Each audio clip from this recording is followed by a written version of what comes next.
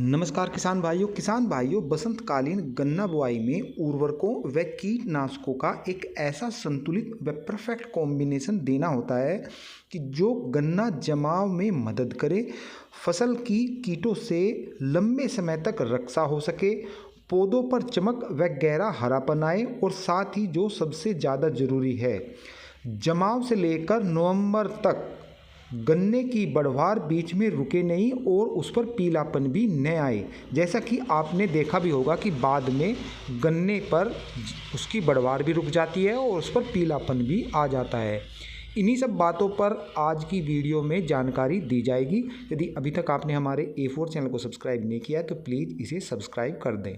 किसान भाइयों, मैं यहाँ आपको 3 ऐसी डोज बता रहा हूँ जो गन्ना बुआई के लिए तीनों ही बहुत अच्छी हैं। इनमें पहली हैं 50 KG DAP, 25 KG nitrogen, 25 KG potash, 700 ग्राम थायो, 5 केजी रिजेंट और 5 केजी सल्फर 80% WDG। यह डोज 1 एकड़ में गन्ना बुआई के समय नालियों में लगानी है। यहाँ पर नाइट्रोजन 25 केजी अलग से है और 18% आपको DAP में भी मिल जाती है। इसीलिए ज़्यादा नाइट्रोजन आप बुआई में न दें क्योंकि यह ठंडा होता है और गन्ना जमाव में गर्मी की आवश्यकता होती है, तो यूरिया इससे ज़्यादा आप न दें। साथ ही एक बात का आप ध्यान रखें कि नाइट्रोजन को इन सभी के साथ न मिलाएं, नहीं तो यूरिया नमी ले जाता है और फिर इसे नालियों में डालने में काफ़ी कठिनाई होती है, क्योंकि पोटास जो होता है ना, पोटास और यूरिया जब भी मिल जाएंगे तो वो नमी ले जाएगा।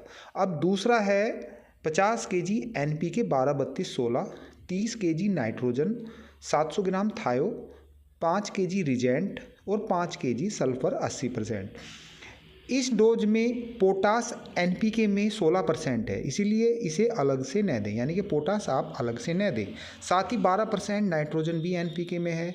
तो इस प्रकार से यह डोज भी 1 एकड़ के लिए काफ़ी है और गन्ना बुआई के समय ही इसे दें। अब तीसरी जो डोज है उसमें 150 KG single super phosphate, 40 KG nitrogen, 25 KG potash, 700 ग्राम थायोथॉक्सोम, 5 केजी रिजेंट और 3 केजी सल्फर 80% WDG।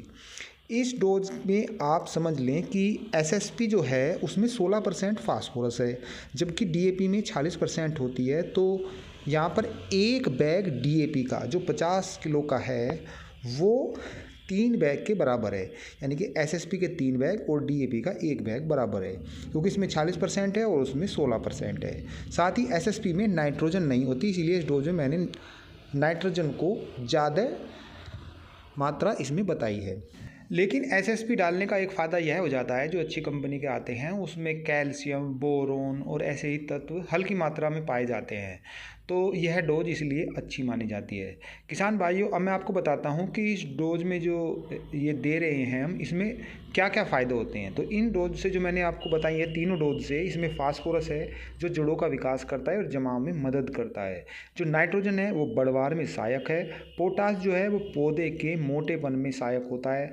थायोथॉक्सोम जो है वो छोटे मोटे कीट पतंगों को ख़त्म कर देता है और सल्फर कई तरह के काम करता है। ये फंगिसाइड भी है, जमाव को भी बहुत जल्दी करता है, ये थोड़ा हीट देता है गन्ने के टुकड़ों को, तो वो जल्दी जमता है। साथ ही यह फर्टिलाइज़र का काम भी करता है और रिजेंट ज़मीन में हानिकारक कीट पतंगों को ख़त्म कर देता है। तो इसीलिए जो मैंने आपको ये कॉम्बिनेशन बताए हैं अलग अलग, तो ये बहुत ही गन्ना जमाव में और गन्ने की बढ़वार में सहायक हैं। यदि आप थोड़ा कुछ ज़्यादा खर्च करना चाहते हैं तो मैं आपको एक और डोज बता रहा हूँ।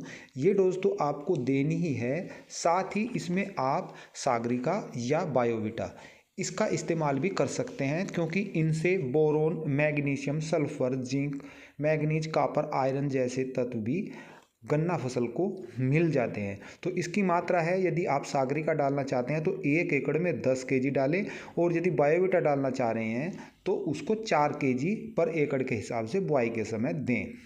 इसके अलावा यदि आपकी जो ज़मीन है उसमें जो फसल होती है उसमें थोड़ा पीला पीलापन सा आपको नज़र आता है, तो ज़्यादातर ये 99% जिंक की कमी से होता है, तो उसमें आप जब खेत की तैयारी कर रहे हो तो आखिरी जुताई पर 4 केजी पर एकड़ के हिसाब से जिंक का प्रयोग करें। जिंक को आप जब डालें तो उसमें गन्ना बुआई में न डालें, बल्कि आखिरी जुताई पे ही ये बेस्ट रहता है।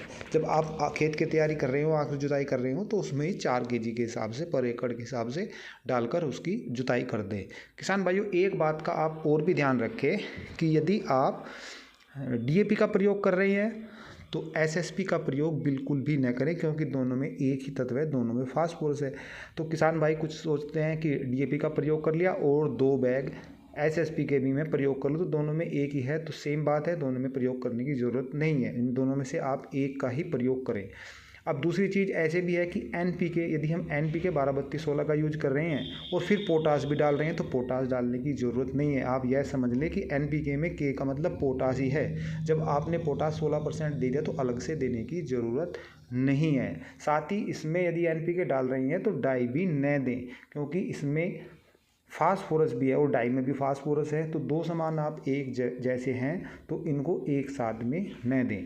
तो ये बात भी आप समझ लें कि ये इनमें कौन कौन से तत्व हैं, तो इनको हमको एक साथ देने का कोई भी लाभ नहीं है। वीडियो अच्छी लगी हो तो हमारे चैनल को सब्सक्राइब करें। जय जवान जय किसान।